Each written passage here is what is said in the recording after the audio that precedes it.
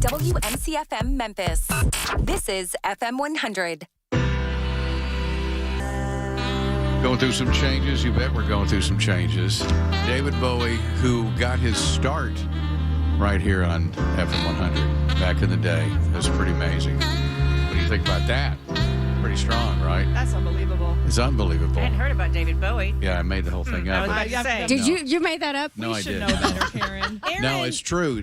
Matter of fact, John Scott, we talked about earlier in the early days, he was the guy who he broke so many songs and records and albums.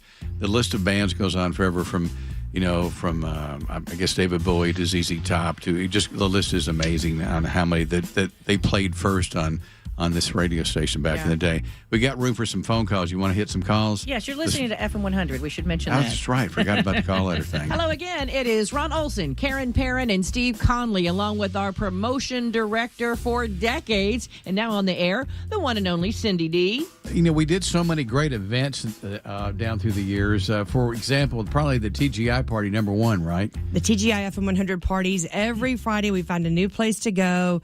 It was, from the Eagle's Nest to Fridays at Overton Square.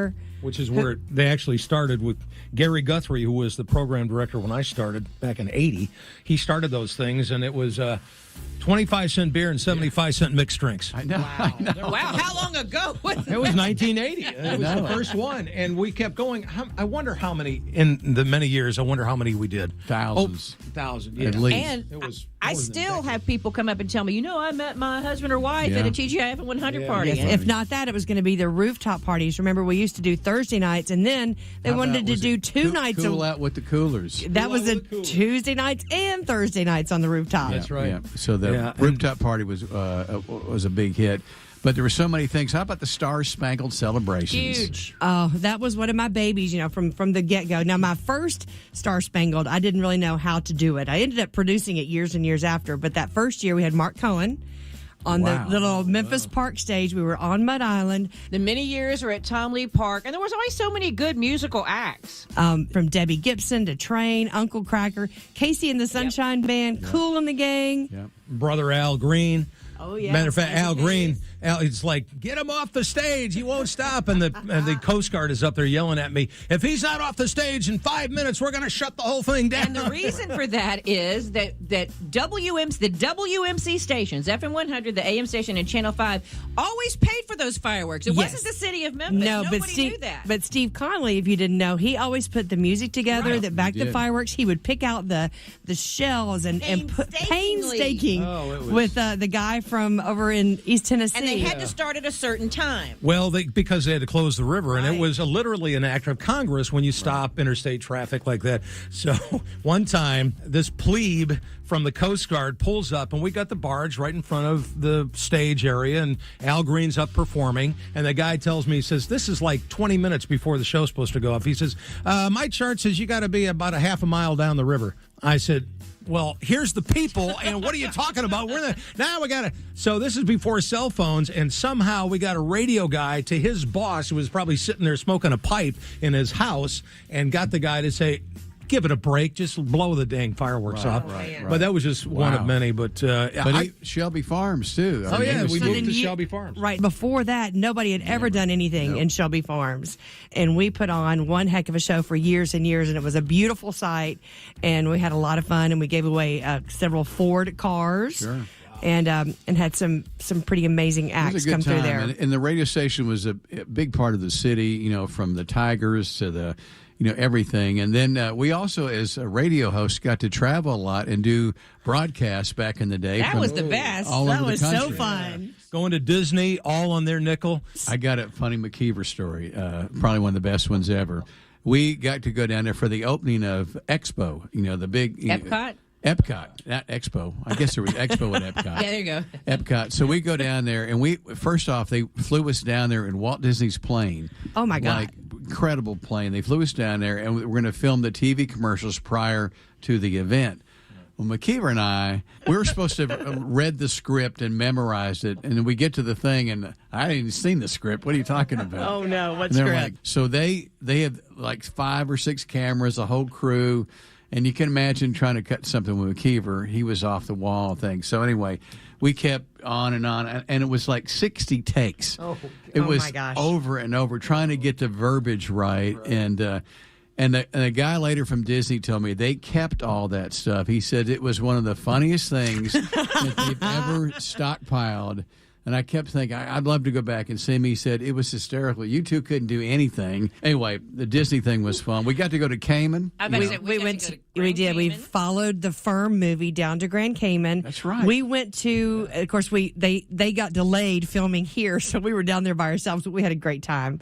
We got to go to Sandestin many years in a row. And the Bahamas many years. The Bahamas with our treasure hunt. Many cruises. And we also got to go to Universal Studios. Oh, boy. I knew. Now watch, here comes Ron's story. I've told this story so many times. Because Steve occasionally will say something that it's the foot in mouth, wrong time. He was Steve. Yes. Steve. So anyway, we're at Universal Studios, and we've done this broadcast at fabulous control room down there. Lucy and Rin Tin Tin, all the characters coming by. I was stuck back in the studio in Memphis. There at Universal. People from Memphis are banging on the window. It's a lot of fun. We're giving away trips. So the very last show, the very last 10 minutes of the show on Friday, they bring in all the characters, and the people from Universal Studios come in. And the lady that we're working with, that she's eating out of my hand. We're coming back because she just loves us. So Steve Conley says one of my favorite things of all time. He says, and we're almost through. We're almost out the door, just that close. And he says, just think, if it wasn't for Disney, none of this would be here. And then he tried to. That didn't come out right. We knew what he was saying, but it was the wrong time to tell the Universal people that y'all wouldn't be here. Y'all wouldn't be nothing if Disney hadn't been there. And I looked over at the girl that was our one that worked with us, and she had a notepad. And I looked at her and went. She goes, no. She just shook her head. I said, we're not coming back. We're not coming back. Not coming back. I said, well, there you go. That's a great We're on Steve. the air a lot, so it's easy to make a mistake from time to time. That's right. Everybody's made their mistake from time to time. Yeah. We used to have a control board that was already out of date. Even when they put it in, it was just a piece of garbage, and it would short out right in the middle of the show. We'd be in the middle of something, and everything would go dark. But it really shorts out when you pour coffee when on somebody spills coffee in the room. So at this particular morning, Ron and I are on the back of the control board, so we weren't running the whole thing. Steve was running the show, right? He's potting up all the things. He's turning all the knobs. The next thing we know, Steve's coffee has spilled. You just hear, oops. So our microphones were in a row on what we call the control board. Well, one by one, the mic started going out. And all that was left was the mic in my little news booth. That's right. And that's the only one that was left. In the meantime, our engineer at the time came in and decided he was Todd Tanner. It's Todd Tanner. It wasn't Todd. It was Mark, wasn't it? No, it was Todd Tanner. It could have been Mark Magelton. Either one were capable. What happened was, it's an electrical control panel. Yep. And coffee spilled on it. It was just plain coffee, and he decided to pour water on it. Yeah, he's gonna flush it out. He's going to, and what was so funny is as the coffee started making its way down the board, our mics, and then your mic was open. Then your mic went away, but then the only one that was left was Wendy Hayes on traffic. And I said, Wendy, we can't talk. Can you go up there and just say, hey, they're having a problem, a technical issue? And oh my gosh! And we had to move into the other studio for a couple of days before they fixed it. But yeah, so many great stories. Yes, I'm exhausted. And Ron hasn't even scratched the surface. Can we play a record? Let's play a record. Yeah. How about a record from a guy named Tom Petty? Let's get this house a rockin'. Oh, yeah. It's one of my favorites. Born in 1977, Tom Petty on FM100. That's when it all started. That's when it started. I'm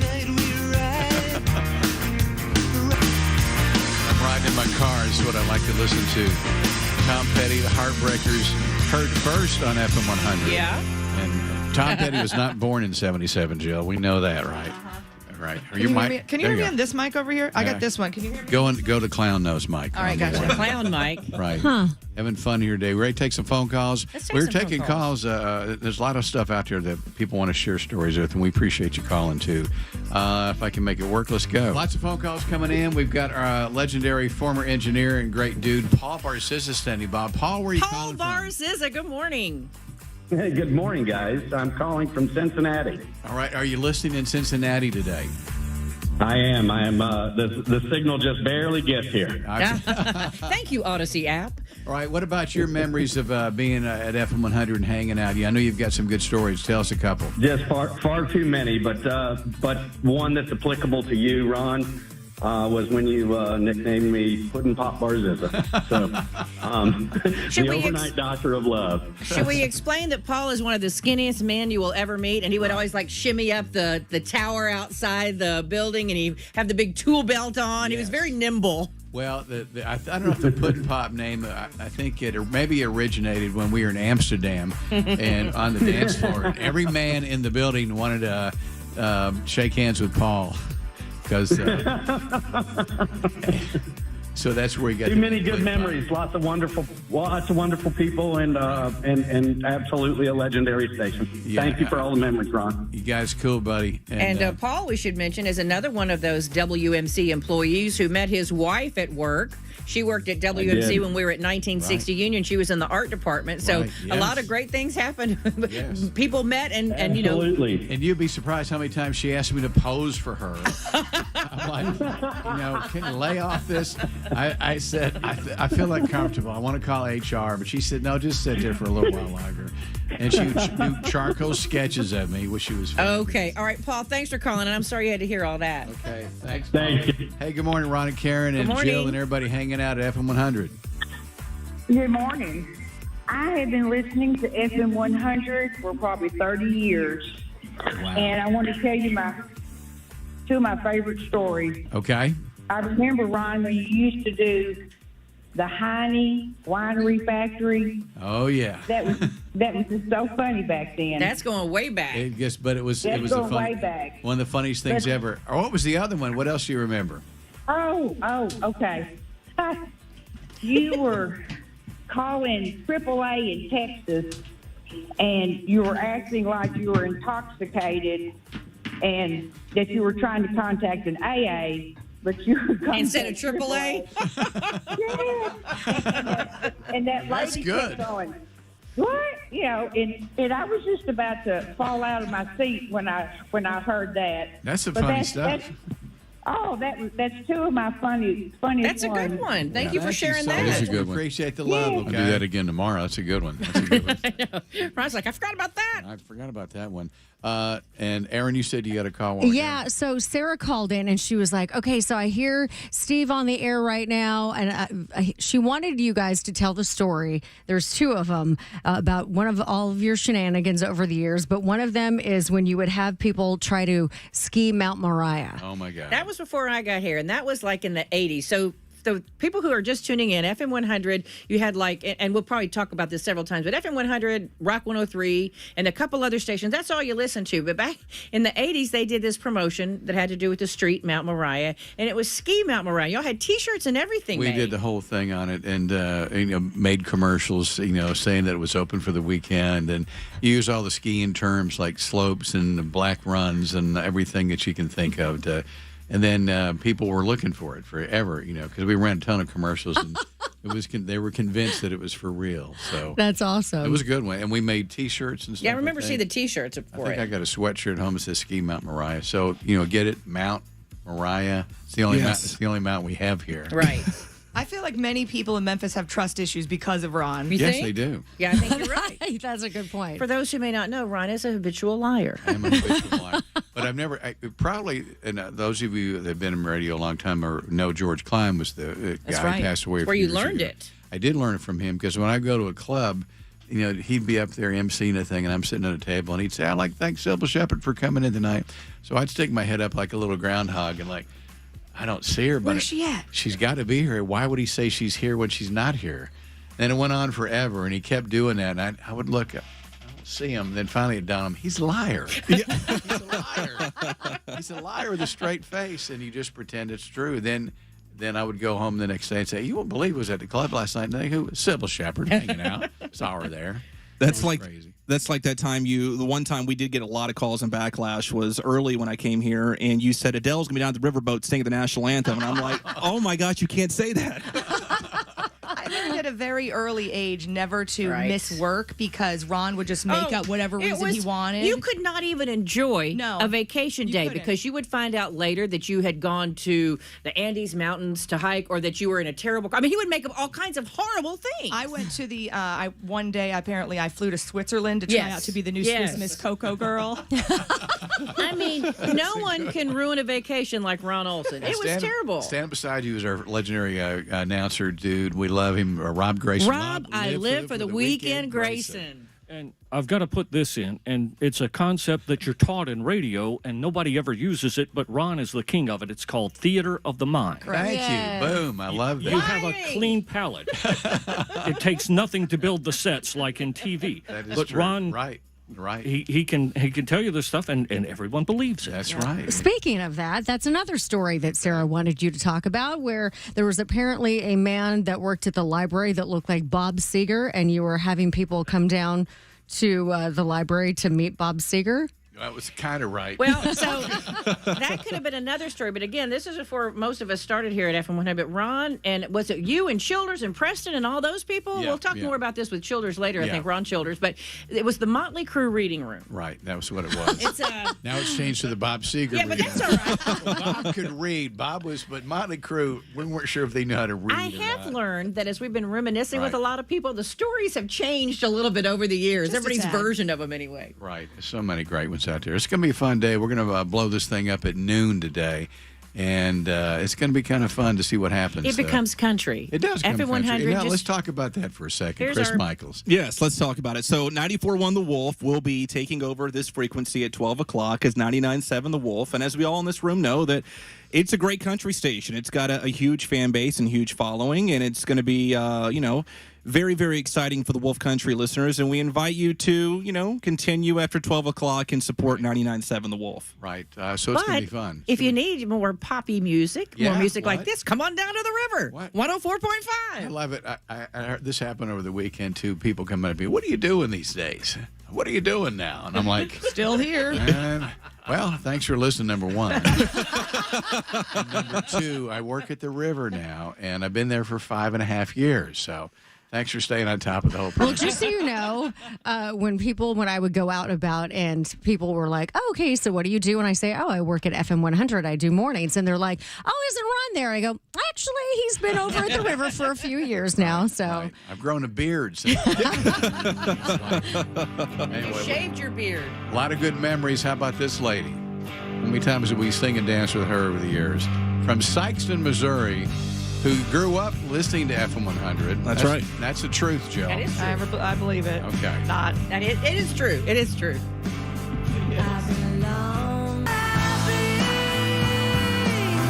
Hey, it's Ron Olson. And Karen Perrin from 104.5 The River. Remember us? I love both of y'all. Y'all are great in every way.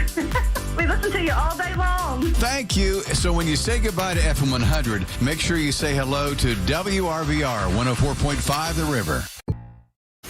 Today, we celebrate the legacy of FM100. We do celebrate the legacy of FM100. And that's what Hi, it's this is Rob Grayson. I was on FM 100 from the years 1988 through 2008, mostly doing weekend shifts and fill-in work.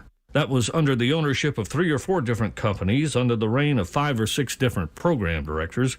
Lots of here's what's happening on FM 100, many color radar weather forecasts, a bunch of whatever weekends, but most of all, many discussions on the phone with our friend Michael, who would call. I always promised him if I ever became program director at FM 100, we would bring back the phrase, Memphis best music. Sorry, Michael. At least one of us knew that wasn't ever going to happen. Right. And over the span of 20 years, thousands of misdirected phone calls, at least once per shift, from people trying to reach the home shopping network and instead getting FM 100's toll-free number. But always, the great constant, there was always Ron Olson. Hey. Best wishes as they enter the era of the howdy hits. Good luck. That's awesome. So Rob Grayson is the best. Yes. Rob Grayson is like a radio legend in Memphis. Absolutely. Rob, I Live for the Weekend Grayson, and so beautifully encapsulated that in 60 seconds like no other could. Right? Yeah. Love him. All sorts of great stuff coming up with Rob in a few minutes. Then Joe Bucko in the studio this morning, flew all the way in just to be a part of the See You Later FM100 thing. Yeah, I had to be here. All right. Had to look you in the face That's while right. we were talking It's good finally. to see you again. We worked together for 5 years as partners, right? Yeah, and I like to say Ron handpicked me to be on the morning show with him, which I was I saying this did. earlier with Ryan and Aaron, that I felt like I won the lottery when you did that. You feel like, no, you do. You feel like someone special because, I grew up listening to you, and I said this to you when I first started working. You're like, we're not going to talk about that part. Right. That's good. He But frowns then I on was that there. for some I was reason. the first one, and when you had your baby, I was the first one to kiss your little baby. You were, my mother would- always says that you deserve a muffin basket or Oh, my an edible God. arrangement. We worked through the entire Pregnancy. And then when the baby came, we took the baby to all the biscuit breaks. We did bring the baby to everything. You're Right. absolutely He went correct. everywhere with us. Oh my gosh, but you were I announced I was pregnant on the air with you. Right. Didn't tell you about it. Right. I announced that it was a boy. I announced his name. He still has in his room. You gave him this piggy bank that says Elliot on it with No music way. notes. Yeah, and it's still in his room. See, what kind of guy am I? You're Put your money in the bank. Unless it was Christmas time when you tried to re-gift me the popcorn maker that I think somebody else gave you, but that's I fine. forgot about that. But yeah, I feel like a lot of big life changes Yeah. I accomplished here. Yeah. With you on the air, and it just seems like it was so long. And then, we're going to set aside the whole time when Karen, we were talking about this, that Ron's a big fat liar. And I was absent one day. I forget if I was sick or I went on vacation. And you told everybody I got my hair caught in the ceiling fan at Club 152. And that I was over at Baptist Memorial. Did your mother call you? My father had Yes. people calling him Yes. It's saying, horrible. It's horrible. Is Jill okay? I heard she got in this horrible accident. Her hair got caught in the ceiling fan because she was dancing on the tables at Club 152. And that was the moment. That was really that the was a moment good one. we learned just to never trust what Ron said. Ever. That was Ever. great. Club 152 was a big part of all of our lives. Oh my gosh, that was thing, unbelievable. That went on forever downtown, didn't it? Is that still there? I don't know. I don't know. My club days are I don't drive long past gone, the but Parkway anymore. That sounds so old. I know it does. Sounds really old. But, it was it's been a great ride. It is. All right, we got a lot of stories going on today, and you didn't tell them about it in your house when you lived there. Remember, I always thought about it this morning, how many mice you had in your house. Remember Oh that? my gosh, it was unbelievable. It was the weirdest thing. It was like I was trying to trap them You all. make me sound like I'm a dirtball. I wasn't, though. No, house was full of mice. It was just, I had a big backyard, and I had Right. a lot of trees. Right. And my cats were worthless. They never Right. caught the mice. They But played Ron, with the mice. I had a Norwegian roof rat. I don't know what it Oh, was yeah. doing at my house. Yeah. Remember that? Came in off a big cruise ship, probably. It was ridiculous. Came all the way to Memphis. I don't know what my problem was with those mice. I know it.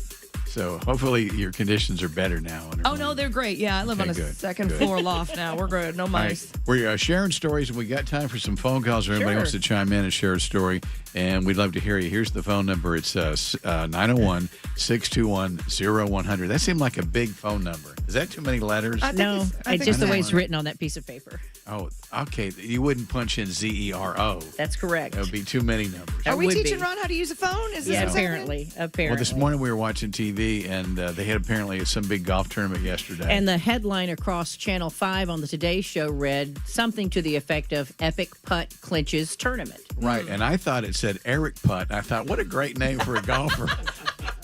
He won, and his name is Eric I said, Putt. dude, his last name is not Putt, first And of I all. thought, is it and I Epic think it Putt? said Epic. It was epic. Speaking of epic, this is an epic radio station that started in 1967. I think these guys might have been around then.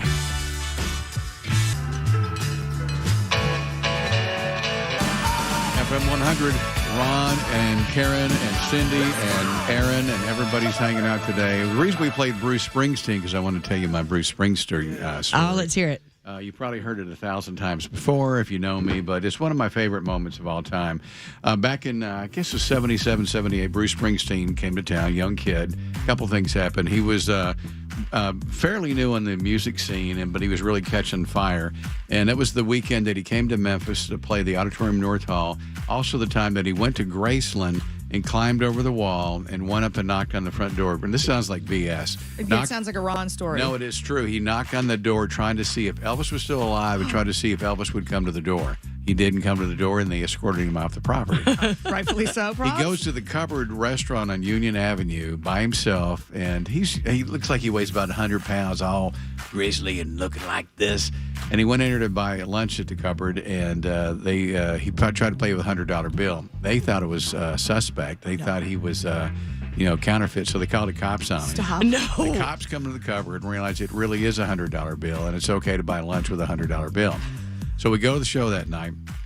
After the show, I get Mr. DJ. I get to go backstage and hang out. There's nobody back there. Bob Kelly, the guy that ran Mid-South Concerts, is back there. Rest in peace. And rest in peace, Bob. And so here comes Springsteen after the show. He's already had time to go get a shower, so he comes out with no shirt on. He's drying his hair, just clean out of the shower. And says, "Hey, what's right?" I met him. It was Bruce Springsteen. I'm like, blown away. One of the greatest shows I've ever seen in my life at that time. And he always puts on a great show. Naked Bruce Springsteen. Well, just me, Bob Kelly, and Bruce. And over in the corner was a guy wearing a baseball cap and with this girl. And they were kind of standing off. They kind of drifted back in all of a sudden. He takes his hat off and goes like this. It's Bob Seger. So Bob Seger and his girlfriend or wife had flown into Memphis to see this guy named Bruce Springsteen because they'd heard that something really big was going on with him. Wow. And that's when Bob Seger was kind of the king of the whole thing. Right. And it was almost like I got to witness the passing of the torch there a little bit, that get ready because it's going to be a wild ride. So those are my favorite moments of being in radio. That's awesome. Because you have opportunities to meet people like that from time to time. Absolutely. Anyway, ladies and gentlemen, you want to say hello to Tom Prestigiacomo? Let's say hello to Tom Prestigiacomo. Yes. Legendary Tom Prestigiacomo standing by, and this whole event wouldn't be possible without him. Are you ready? Ready. Let's talk. We're going to talk about it right now. Tom Prestigiacomo in the room. Can we get him up? What am I doing wrong? Right. He's right here. With this one, reach that hand way over. Hold on. Come over Hold here. on. One more Help time. is on the way. Yes. Why won't play? Oh, gotcha. Boom. I forgot. Hi, it's Tom Prestigiacomo. I was here from 1979 to 2007. This is my opportunity to do something that I didn't get a chance to do, and that's to say thanks and goodbye. But not before I remember a few things. FM100 means music. How's that? I'll start it that way. My radio's picking up FM100. That was the coolest thing we ever did. My favorite thing that we did was probably the first thing that we did, and that was draft a basketball team of people who worked at the station.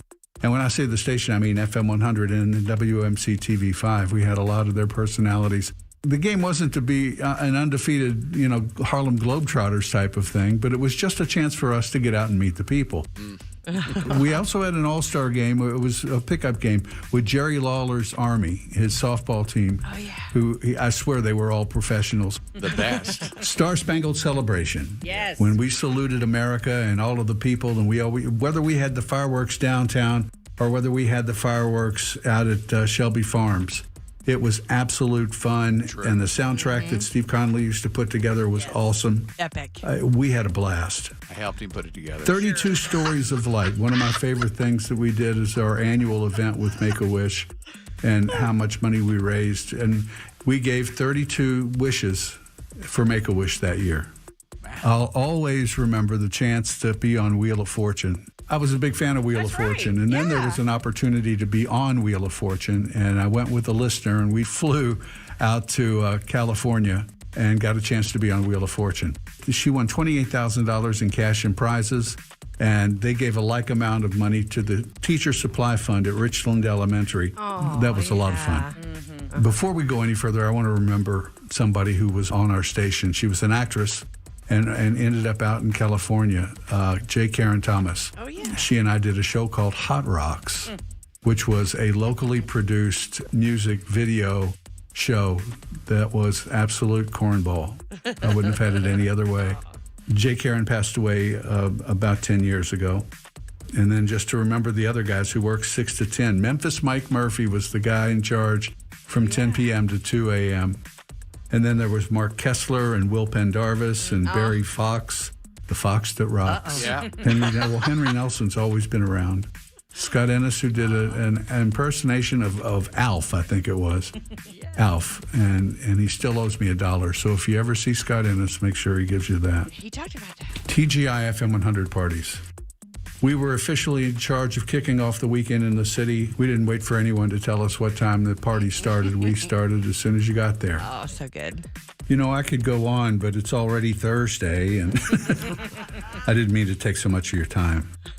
I just wanted to tell you how much I appreciated being a part of this. Aw. I am what Jane Lynch would refer to as the weakest link, but I had a great time. 2 last goodbyes. One to Cindy DeBartoleben, who taught me to make sure that the toilet paper was rolled over instead of under. Right. And to Karen Perrin, who in one master class taught me how to eat French onion soup without hurting it. Or myself. Thank you both for listening. And don't forget to hug your babies when you get home tonight, even if they're 40 now. Good night, Dancing Jimmy, wherever you are. Okay, I'm being forced to say this. Come on. Never give up. But do know when to let go. Thanks. And goodbye. Thank you, Tom. All right, Tom. Making us cry. Miss you, Tom. Tom Preston Giacomo, y'all. Baby, miss you, girl. Rolling Stones, one of my other fun stunts that we did in radio, involved the Rolling Stones back in the day. That song right there was the one that kind of launched a lot of stuff for me. I think the Stones were, they put that song out, Miss You, right? And nobody was paying attention to it. So one of the record guys said, man, the old days, they used to go on and they love a song, they play it over and over and over and over and over. So I said, let's do that. Played the song about 7 or 8 times. PD comes in. This is all set up, but we made it sound real. Right. Theater of the mind for Rob Grayson. Mm-hmm. So he said, well, you got to get off the air. You're suspended. You can't do that. So I go to my house, which I lived right behind the station, by the way, in those days. And there's a lot of stories there we'll tell later. Maybe. Do we want to know? I don't know if we can tell those stories. I had a house of, I won't say it. But anyway, so I played the song. And I went home. He said, you're off the air. So he called back and said, I want to get back on the air. And he said, well, you got to do 1 or 2 things. If you can get Mick Jagger to call me right now, we'll have, we'll let you back on the radio. I said, I can't get Mick Jagger to call you. He said, then I need a petition with 500 signatures on it to say that Memphis loves the Rolling Stones and we should keep playing this thing. So I said, all right, I'll tell you what I'll do. I'll get you the signatures. I said, the next 500 people that come to the station right now, 500. Here we go. I'm going to give you a copy of the Some Girls album. 500 people show up at the radio station down the sidewalk, past the parking lot at Channel 5 on Union. 500. That's crazy. It is. Well, then we called the record company. We didn't get permission to give them away. So it was kind of scary because you could only Did use they give them to you? Suspension number 2. They gave us all of them. They said they loved that. They said that's the kind of stuff that the Rolling Stones love, controversy. And so anyway, I go on vacation, I come back, and then they tell me that Peter Rudge, who's the manager for the Rolling Stones, wants to talk to you. So make sure you record it because he has something he wants to tell you. He calls the station and, hello, Ron, it's Peter Rudge. I understand you love the Rolling Stones. I said, yes, I do. And he goes, I understand you put your neck on the line for him and you got in a little trouble. And I said, yes, we did. Well, Ron, because of you and your love for the Rolling Stones, I want you to go on the radio right now and tell everybody that the Rolling Stones are coming to Memphis. And so they'd already announced the tour dates and they hadn't put Memphis on the list. So they recorded that. The next day, they had a press conference. Bob Kelly did set up a table. All the media was there to take, what's the excitement? Back in the day, what show's coming to town? You kidding? This must be big. They're having a press conference. So then he played the tape of our conversation I had with Peter Rudge. And the funny thing was, and it was deals where you had to go to Ticketmaster, Ticket Hub, and buy your tickets. They're probably $6 or $7. But anyway, he said the tickets are on sale now. So this Coliseum, where the show was, it sold out in 3 hours. People stopped what they were doing to go get tickets to see the Stones. So fast forward, go to the show, and the Rolling Stones said, we want you to come backstage. We got something for you. Go back there. They give me a gold record for Miss You. No. Wow. So which is pretty cool to have. Yeah. There's a lot of good gold records out there. That's a good one. But then Furry Lewis, by the way, was the opening act for the Stones. Of course they were. Furry Lewis. Or he was, or they were. He was, Karen. I don't know. Nobody's ever heard of him. They were popular. I thought it was like Huey Lewis's cousin. Right. Like No, Frank Huey Stallone. Lewis's cousin Furry was here. Right. So, all right. So then during the show, I'm sitting there with my date, and we're checking out the show. And I said, "This is a pretty crazy day, having a lot of fun." And we got pictures with him. That famous picture of me and Mick Jagger. Right. That's where that came from. So as we're sitting there ready for the show to start, this lady and this guy come in. Excuse me. She sits down next to me. I look over. It's Tina Turner. No. Sitting next to Tina Turner at the Rolling Stones show. And then we find out later that when she passed, that Mick Jagger learned all of his moves and worshipped her. That's where he got all of his dance moves on stage. And so that's the story. Wow. That's a long one. That's pretty incredible. It was a long one. Especially if you've heard it 20 times. I can't tell you how many times Ron will go, "I got a story." Karen's like, "I've already heard it. I'm walking out of here." Now I preface myself most times with say, if you tell me if you've heard this so he can stop me on the front end. All right, so we're having a lot of fun. We're taking phone calls. We'll come back and check out. We got 2 more hours of this. I'm exhausted. And Grant's got 2 more stories to fill I in. think I'm going to take a break. Okay, you know what? Okay, let me hit this button.